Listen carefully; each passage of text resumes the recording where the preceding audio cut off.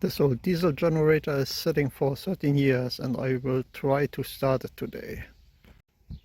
The last time it was running, it died on a lack of fuel. So let's check the tank and also the pre-pump. The pre-pump feels not good. I will open and clean it. The pump is back on and the filter is primed. It's time to bleed the injector.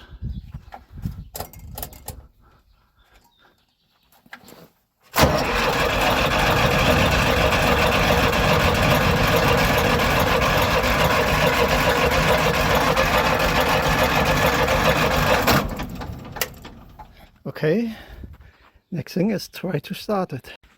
I checked for oil, time to try to start it.